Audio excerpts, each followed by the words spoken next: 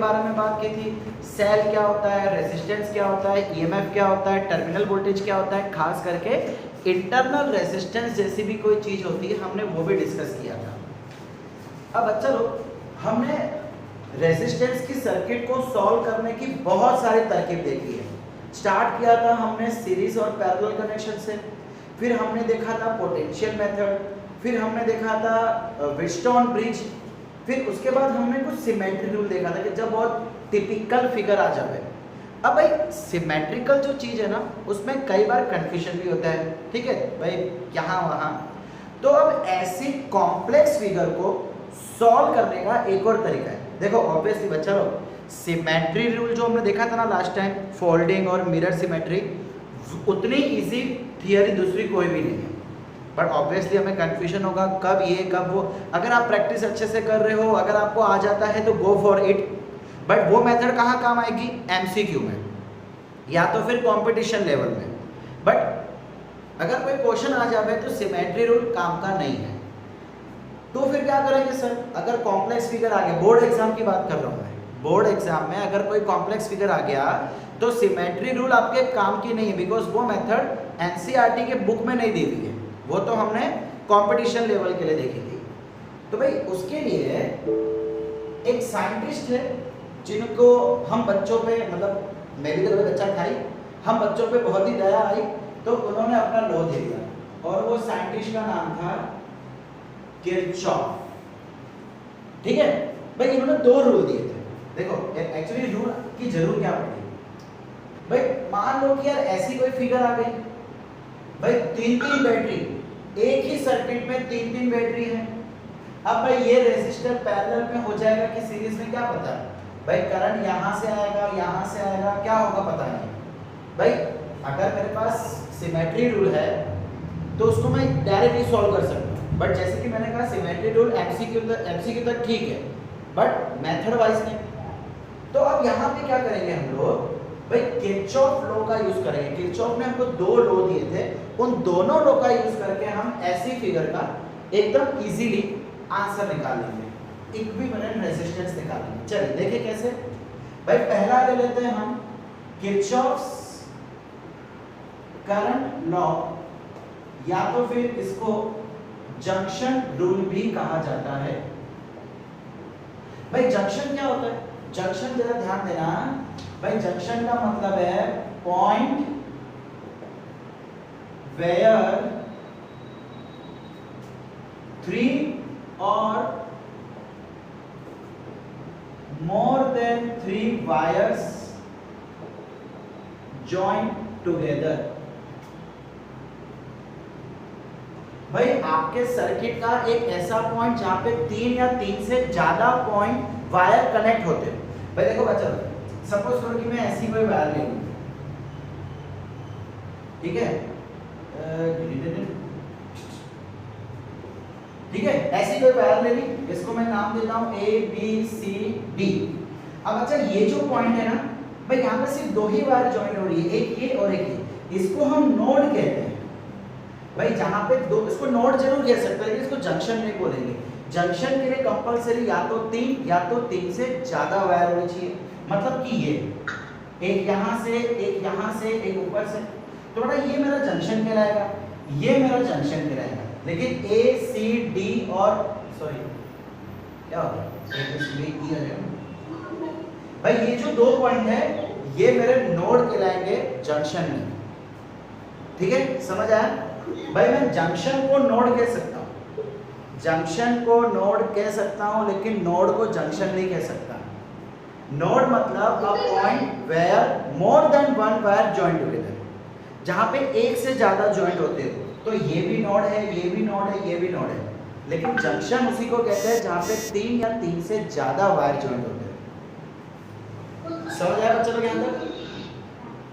Okay, तो भाई इसको जंक्शन रूल भी कहा जाता है। अब किरचॉफ ने करंट लॉ, इसको शॉर्टकट में केसीएल भी कहते हैं, केसीएल। भाई किरचॉफ ने क्या बोला, सम ऑफ, अरे भाई बहुत इजी लॉ है, बहुत इजी लॉ है और एक्चुअली हमको पता है, sum of incoming current is equal to sum of outgoing current.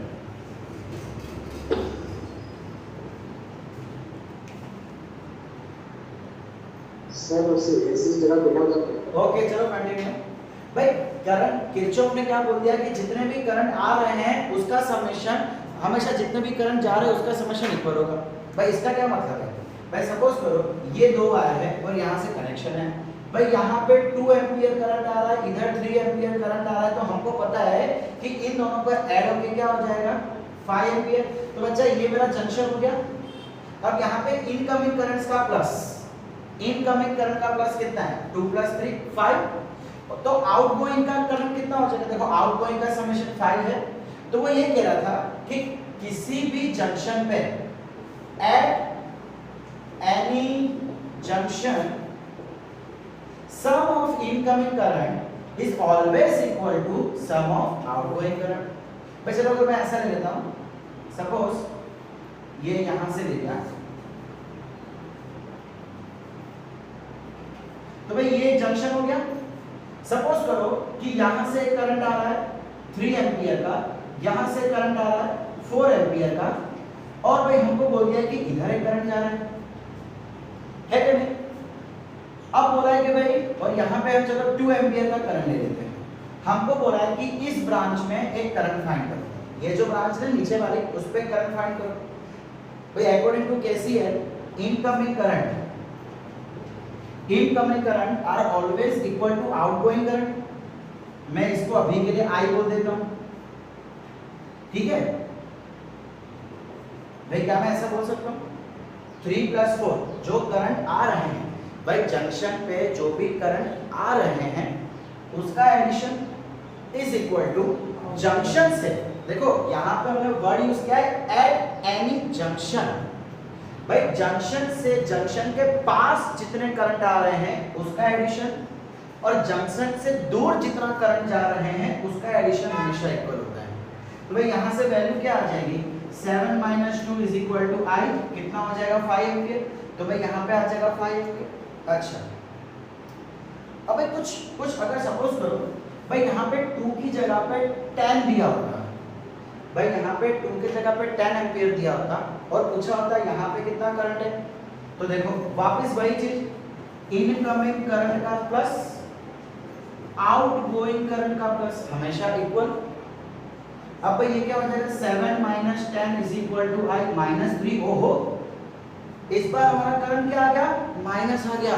तो स्टूडेंट्स यहाँ याद रखना अगर माइनस आ रहा है, भाई देखो हमने क्या देखा था करंट एक स्केलर क्वांटिटी है, करंट वेक्टर क्वांटिटी नहीं है। लेकिन अगर करंट आपका माइनस आ गया तो ये हमको डायरेक्शन बताएगा। माइनस का मतलब है कि जो डायरेक्शन हमने एज्यूम की थी वो एक्चुअल डायरेक्शन की एग्जैक्टली ऑपोजिट है।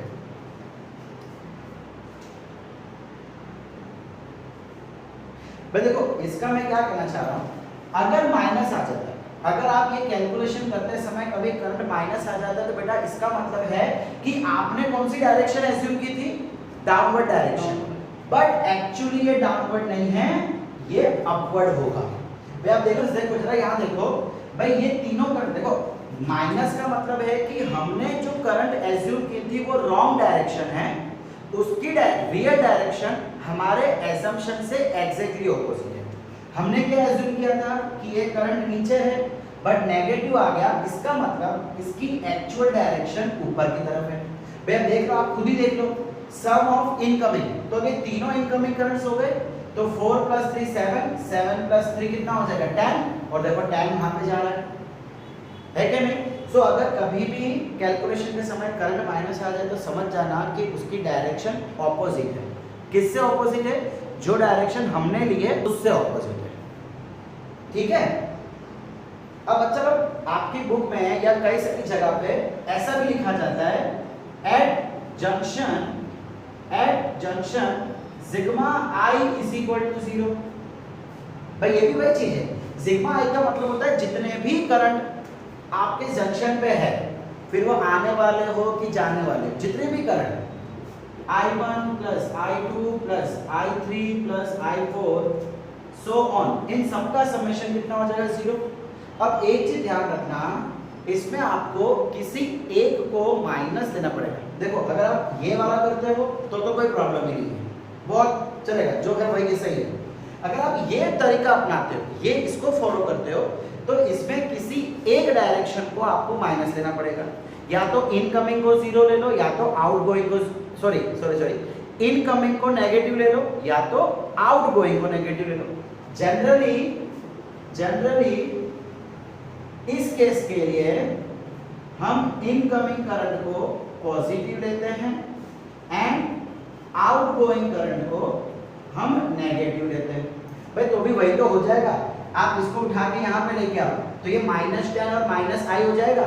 तो देखो ना यार, ये पॉजिटिव और ये नेगेटिव, भाई दोनों एक ही चीज है, खाली एक बार यहाँ से पकड़ा है, दूसरी बार यहाँ से पकड़ा है, बस यही तरीका है, दोनों सेम टू सेम थिंग है।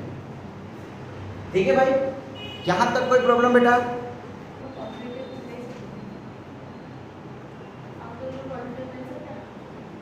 फिर इनकमिंग को नेगेटिव लेना पड़ेगा, किसी एक को पॉजिटिव, एक को नेगेटिव, एक को पॉजिटिव, एक को नेगेटिव। अच्छा भाई किरचॉफ करंट लॉ क्या होता है वो हमने समझ लिया। भाई अब हम देख लेते हैं how to apply the KCL. मैं यार ये केसीएल पढ़ तो लिया, लेकिन अब देखो एक्चुअली जो लॉ है ना उसको समझना बहुत आसान है, लेकिन उसको अप्लाई करना थोड़ा सा ट्रिकी है। तो वो जरा देखो कि केसीएल को अप्लाई कैसे करना है। भाई सबसे पहली चीज तो आप करंट को कहीं से भी निकाल सकते हो। ड्रॉ द करंट, भाई हमारे सर्किट में एक से ज्यादा भी सेल हो सकते हैं, ठीक है। Draw the current from any one cell. भाई ये आपके स्वाद अनुसार है, मतलब आपको सर्किट में 2 या 3 सेल्स दिए हैं, तो कौन से सेल में से करंट निकालना है वो आपकी अपनी मर्जी रहेगी, ठीक है। मैं यहाँ पे लिख देता हूं स्वाद अनुसार।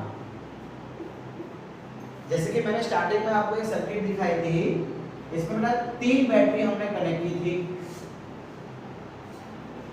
3 बैटरी को हमने एक दूसरे से कनेक्ट कर दिया था। अब करंट इसमें से निकालो, इसमें से निकालो कि इसमें से निकालो, और आपकी मर्जी है, जहां से निकालना है निकालो। यहां से निकालना है तो यूं जाएगा, यहां पे डाइवर्ट हो जाएगा, ठीक है। फिर यहां से होके वापस यहां आ जाएगा, यूं चला जाएगा। आपको यहां से निकालना है तो भी पॉसिबल है, ये करंट जाएगा यहां से यहां डाइवर्ट हो जाएगा, फिर से वापस आ जाएगा, अपनी मर्जी है भाई, करंट जहां से आपको निकालना है, ठीक है। दूसरा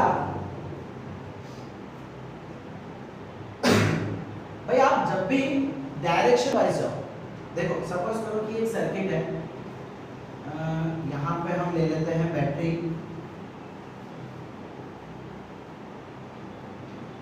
करंट अगर आप यहाँ से ले रहे हो, अब आपको करंट की डायरेक्शन देखिए। देखो करंट हमेशा कैसे लिया जाएगा, जैसे कि अब हमको यहाँ पे करंट देखना है। अब यहाँ पे क्या है, नोड है, भाई इधर तो कोई भी नोड आ नहीं रहा, ये तो क्या हो गया, सॉरी ये तो जंक्शन नहीं है, नोड है। सो इस सर्किट में तो कोई टेंशन नहीं है, पर अगर मान लो किसी सर्किट में जहां पे आपको नोड मिल रहा है, लोड नहीं बोल रहा, नोड बोल रहा हूं,